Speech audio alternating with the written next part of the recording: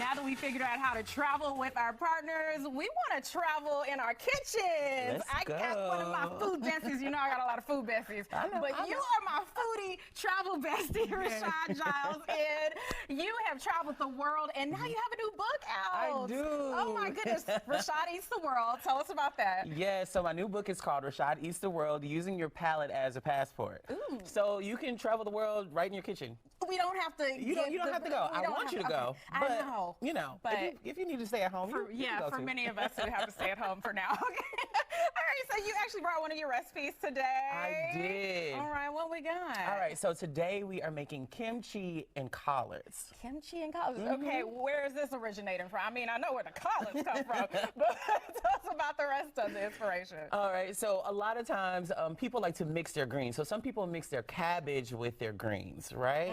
And kimchi is a Korean fermented cabbage. Okay. So it's Napa cabbage, and it also has some garlic in there, some chili flakes, and then they let it sit for up to a week, and all these gases release. It's really good for you. I have heard that. It's a great probiotic. Yes. It is, and it tastes really good too. I love that. All right, you're getting us right from the inside out. From the inside out. Is this inspired by one of your trips? I have never been to Korea, but I love Korean food. Yes. And, you know, I was like, add a little banchan to my collard greens. Okay, all these things I'm going to learn about right now. What has been your favorite trip so far?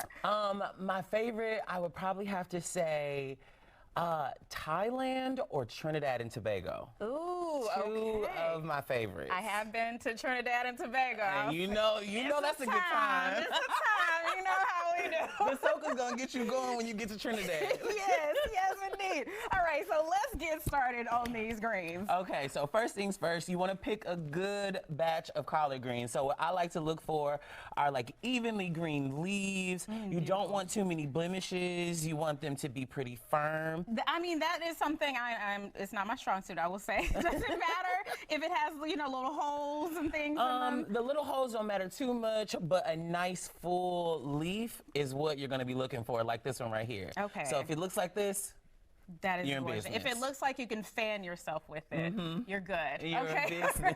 All right.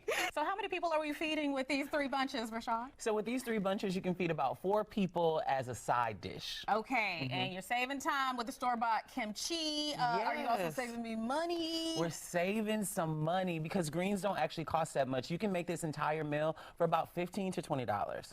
Works for me. So what do I do to prep these? All right, so first things first, you want to clean your greens because they are going to be full of dirt. And what I like to do is I like to fill up one side of my sink, add a little salt because it's abrasive, and I like to rinse them until the water runs clear. I've already cleaned these for you, and now we're going to do what we call picking our greens. Okay. Okay. How many bunches of greens do we need for this recipe? For this recipe, you need about 3 bunches. Okay. Because just like spinach or kale, once it cooks, it's going to cook down, and so you're going to be like, I had all those greens, and where'd they go?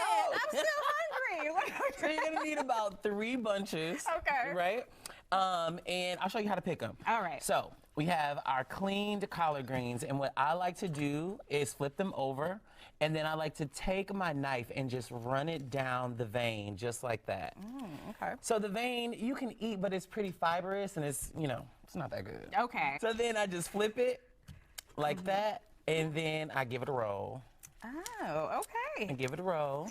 Where did you learn this technique? My mama. My mama, I knew it. My mama. And then we're just gonna make a few little cuts, and we call this a chiffonade. Ooh, just fancy. like that. I'll let you chiffonade. All right, I shall chiffonade. Okay, I love you. So you just make you a little thin strip, just like that.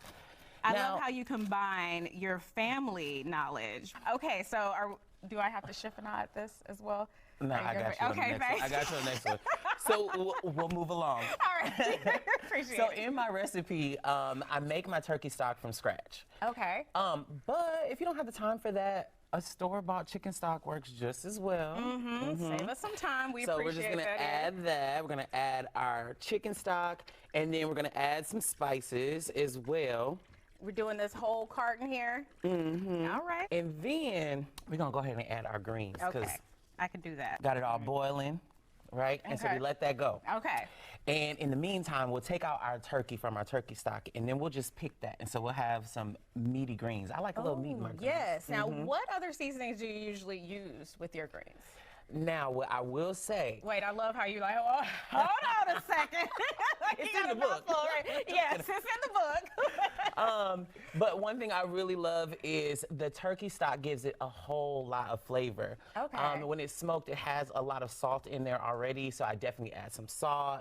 Garlic powder and onion powder are always a thing. In my book, I also have a house seasoning, which is simply, it's a freebie, y'all. Okay, okay. It's simply kosher salt, black pepper, garlic powder, and onion powder. And you Nice. can literally season almost any savory dish with it.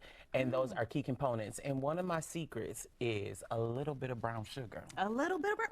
little Ooh, bit of I brown like sugar, that. girl, a little Okay. bit of brown Well, sugar. appreciate you coming giving the secrets out. We appreciate and it feels like that's something you can make ahead of time and just keep in a jar yeah. or something. And I keep it'll it be right on the ready. side of my stove, and it's just a little pinch here and there when I need it. Yes, save us some time. Okay, all right. So we got that boiling, and then what's next? What's next? Now we're gonna add our kimchi. Okay. Now, there is a recipe for the kimchi in the book as well. All right. But kimchi is a labor of love. Okay. So if you don't want to make your kimchi from scratch, you can absolutely buy store-bought kimchi because it's just as good. So the kimchi, if you are making it from scratch, what exactly do you need for that? I know it's in the book, but give us an idea. So the kimchi is going to be your Napa cabbage, which is a little more thin. It has less of a bite than your regular cabbage that you might find in the grocery store.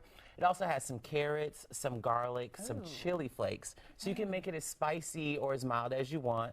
And it also has some fish sauce in there for a little funkiness. Okay, we don't mind a little funk. You know, a little bit of fun. How long does it take if you're doing that from scratch? From start to finish, it takes about 3 days. Ooh, okay. To prepare the kimchi, because you have to let it sit and let all those juices get to forming and start to let it ferment. Okay, and then give it affirmations in the meantime, like you were going to be delicious. You're going to be the best You are kimchi I've ever powerful. made. Yes.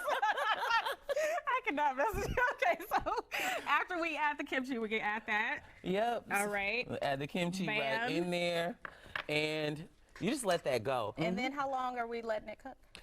So you let your greens, you want to cook them for about 2.5 to 3 hours, especially collard greens. Collard greens are a little more fibrous, so they take a little longer to cook down, and they can be a little bit bitter, which is nice to have your kimchi because it has some acid that's going to take away from that bitterness, and also that brown sugar takes away from the bitterness as well. All right, covered, uncovered. All right. You want to cover that up. Cover that You wanna up. Cover that up. Get it- and let your it house get is, out. the initial smell might be a little off-putting. I can't even little lie to you. funk. But then it's going to start to perfume your house, and it's going to smell like the holidays, and it's going to smell delicious. Yes. Okay. Well, I cannot wait to make this at home. Yes. Since we've been talking about travel, I got to know, what's your next trip coming up? You got some plans? Well, cat's out the bag. I plan on going to Mexico City Yes. for a month to explore Mexican cuisine. Okay. So that means I'm coming back to the States with some recipes. Yes. Okay. Can I join you? Can I go with you? on, let's Okay. All right. go. I don't know if I can do a month, but you know, we have a good time. All right. Tell people where to find your book. You can find my book on all my social media platforms by clicking the link in the bio. And yeah, it's there and ready to purchase. And there's some good stuff in there. Yes, at Rashad Eats the World. Yeah, y'all check them out. It's some good stuff, and you have a lot of fun. All right, thank you so much. And you guys check out the book. We'll be back with a taste test after this break.